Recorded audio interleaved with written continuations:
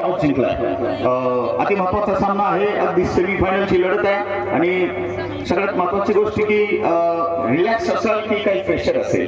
Pressure मी कधीच जीवनामध्ये घेत नाही, माझ्या टीमला पण मी शिकवलं प्रेशर घ्यायचं नाही.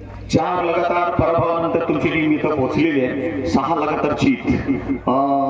कोणतं टॉनिक दिलं होतं त्यानंतर की टीम लगातार 6 सामने जिंकत आली टीम तुमची? बरोबर आहे, माझं शब्दांचं टॉनिक माझ्या टीमसाठी परफेक्ट हे झालं. शब्द माझ्याकडे असे होते की हरल्यानंतर टीम अशी उठून बसली की आजपर्यंत हारणारच नाही असं वाटतंय त्यांना.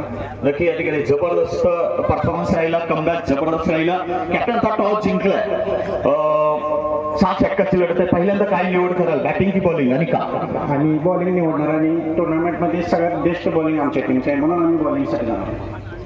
एकूणच समोरची टीम अब्बास यांची आहे. अब्बाससाठी काही प्लॅनिंग असेल बॉलिंग करताना? प्लॅनिंग आहे अब्बाससाठी, पण अब्बास हा सांगोल्याचा बादशाह आहे. नक्कीच. आणि अब्बास बरोबर खेळताना आम्हाला एन्जॉय येते, काय अडचण नाही. आणि नवीन नवीन काही शिकायला सुद्धा गोष्टी मिळतात. अब्बासमुळे आम्हाला क्रिकेट बघायला मिळतं.